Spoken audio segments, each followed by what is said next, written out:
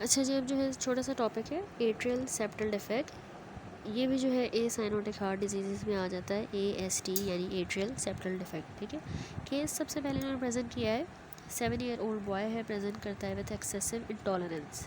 ठीक है, sorry exercise intolerance है बच्चे को, और प्रोमिनेंट प्रीकॉर्डियम है। ठीक है, बच्चे की जो हार्ट प्रीकॉर्डियम है वो प्रोमिनेंट है। इसके अलावा उसका जो फर्स्ट हार्ट साउंड है S1 वो लाउड है with a fixed and widely split second heart sound. ये इसमें बहुत इंपॉर्टेंट पॉइंट है कि हमें इसमें wide split second heart sound मिलता है। आगे हम देखेंगे कैसे, जो कि at the upper left sternal border है। That did not change with respirations. ठीक है, रेस्पायरेशन से भी वो चेंज नहीं हो रहा, क्योंकि हमें पता है कि नॉर्मली इंडिविजुअल्स में इंस्पायरेशन में सेकेंड हार्ट साउंड स्प्लिट होता है A2 और P2 में, क्योंकि जो हमारा जैसे वीनस रिटर्न ज़्यादा जाता है हार्ट की तरफ इंस्पायरेशन के दौरान सिर्फ, तो एओर्टिक और पल्मोनरी के क्लोजर में थोड़ा सा डिफरेंस आता है। ठीक है, बहुत ज़्यादा वीनस रिटर्न की वजह से एओर्टिक तो बंद हो जाता है, लेकिन पल्मोनरी को थोड़ा सा टाइम लगता है, तो A2 P2 मिलता है। लेकिन यहाँ पर regardless of the respiration, expiration inspiration दोनों में हमें जो है वो widely fix split second heart sound मिलता है। ठीक है, तो वो ASD में। अच्छा, इसके अलावा patient is otherwise active and healthy. तो ASD है क्या? ASD persistent patency of the inter atrial septum. यह एट्रिया होता है ना, इसके दरमियान जो है वो सेप्टम होता है। उस सेप्टम की इंटर एट्रियल सेप्टम की परसिस्टेंट पेटेंसी जो है उसको हम कहते हैं एट्रियल सेप्टल डिफेक्ट। अब ये जो है 3 तरह के होते हैं, याद रखें। एक होता है ऑस्टियम सेकेंडम, ऑस्टियम प्राइमम, और इसके अलावा साइनस विनोसस डिफेक्ट। ठीक है, अगर ये डिफेक्ट जो है वो हाई इन द सेप्टम होगा, ऊपर होगा, तो उसको हम कहते हैं साइनस विनोसस डिफेक्ट, और ये रेयर है। लेकिन अगर वो मिड पोर्शन में डिफेक्ट है, दोनों एट्रिया के दरमियान जो है वो मिड पोर्शन में है, तो उसको हम कहते हैं ostium secundum defect. Most common याद रखें ऑस्टियम सेकेंडम ही होता है ASD। ठीक है, अगर लो है, दोनों एट्रिया के दरमियान नीचे है वो डिफेक्ट, तो उसको कहते हैं ऑस्टियम प्राइमम डिफेक्ट। ठीक है, ऑस्टियम प्राइमम में याद रखिए, क्योंकि वो नीचे होता है, AV नोड जो है होता है ना उसके करीब है, तो ऑस्टियम प्राइमम वाले पेशेंट्स में हमें कंडक्शन डिफेक्ट मिलता है, या फिर उनको माइट्रल वाल्व का प्रोलैप्स या रिगर्जिटेशन होगा। ठीक है, तो ये डिफरेंट टाइप्स, ये इनके पॉइंट्स आपने याद रखनी है। ऑस्टियम प्राइमम, ऑस्टियम सेकेंडम और साइनस विनोसस डिफेक्ट, ये 3 टाइप्स हो गई। अच्छा, जो ऑस्टियम प्राइमम है ना, ये यही जिसमें कंडक्शन डिफेक्ट होता है, ये actually anterior leaflet of the mitral valve पे लोकेटेड होता है। जो हमारा माइट्रल वाल्व है उसके एंटीरियर लीफलेट पे। ठीक है, is often cleft and incompetent. तो इसी वजह से इसमें माइट्रल वाल्व का प्रोलैप्स होता है, क्योंकि इनकॉम्पिटेंट होता है। ठीक है, अगर प्राइमम वाला होगा। जो ऑस्टियम सेकेंडम है, ये मैंने आपको बताया मोस्ट कॉमन फॉर्म है ASD की, जिसमें नॉर्मल एट्रोवेंट्रिकुलर वाल्व्स होंगे, उसमें वाल्व्स का कोई इशू नहीं है। जिस तरह प्राइमम में तो प्रोलैप्स वगैरह हो रहा है या रीगर्जिटेशन, सेकेंडम में ऐसा कोई मसला नहीं होता। ठीक है, वाल्व्स का। अच्छा, एट्रियल सेप्टल डिफेक्ट याद रखिए 5 to 10% of all congenital abnormalities होती है। इसमें क्या क्लिनिकल फाइंडिंग हमें बच्चे में मिलेंगी? ऑस्टियम सेकेंडम डिफेक्ट अगर होगा तो उसमें जो है बच्चा मोस्टली एसिम्टोमेटिक ही होता है मोस्ट ऑफन, और लेजन जो है वो डिस्कवर होती है रूटीन फिजिकल एग्जामिनेशन के दौरान। ठीक है, रूटीन फिजिकल एग्जामिनेशन के दौरान ही पता लगता है कि बच्चे को जो है ऑस्टियम सेकेंडम डिफेक्ट है, सेकेंडम जो कि मोस्ट कॉमन है। ठीक है, अच्छा, इसमें जो है ये वैसे एक्चुअली एक्सट्रीमली लार्ज अगर सेकेंडम ASD है, वैसे रेयरली ही होता है लार्ज, ज़्यादातर स्मॉल होता है। तो वो अगर लार्ज होगा तो उसमें क्लिनिकली एविडेंट हार्ट फेलियर हो जाएगा चाइल्डहुड के दौरान। छोटा जो होगा, छोटा ASD याद रखें, उसमें कभी भी हार्ट फेलियर या कंजस्टिव हार्ट फेलियर के साइंस नहीं होंगे। जो भी ब्लड है वो लेफ़्ट एट्रियम से राइट एट्रियम और वेंट्रिकल में जाएगा, पल्मोनरी सर्कुलेशन उसको अडाप्ट कर लेगी। लेकिन अगर लार्ज ASD होगा तो बच्चे को बचपन में ही कंजस्टिव कार्डियक फेलियर के साइंस होंगे। ठीक है, ओल्डर बच्चे जो है उनको varying degree of exercise intolerance भी हो सकती है, जिस तरह सिनेरियो में था।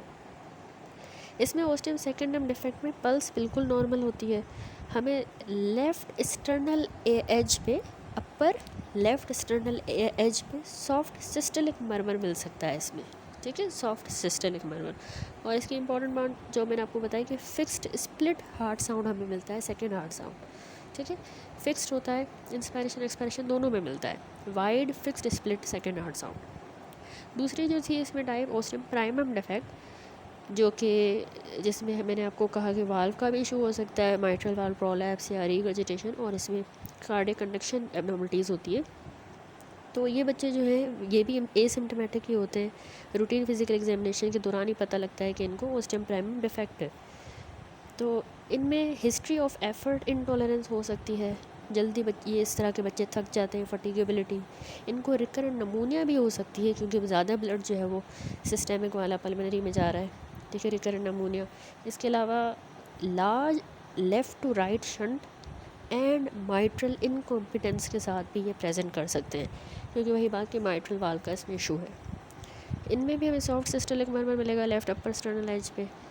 इसके अलावा इनमें हमें, क्योंकि एट्रियोवेंट्रिकल वाल्व की, माइट्रल वाल्व की रीगर्जिटेशन भी हो सकती है, तो एपाइकल पैन सिस्टोलिक मर्मर भी इसमें हमें मिल सकता है, ठीक है, पैन सिस्टोलिक मर्मर एपेक्स में।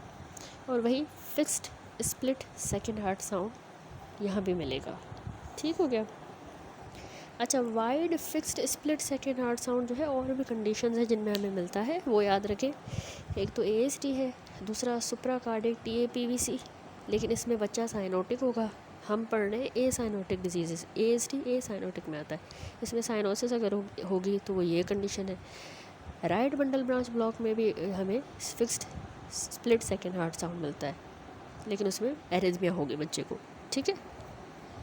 डायग्नोसिस हम कैसे बनाते हैं एट्रियल सेप्टल डिफेक्ट की, हम चेस्ट एक्सरे करवाएंगे तो उसमें हमें पल्मोनरी वास्कुलर मार्किंग ज़्यादा मिलेंगी, इंक्रीज मिलेंगी, क्योंकि वही बात, ब्लड सारा शंट होके जा रहा है, पल्मोनरी सर्कुलेशन में ज़्यादा ब्लड है, ठीक है, पल्मोनरी प्लीथोरा जिसको हम कह रहे थे।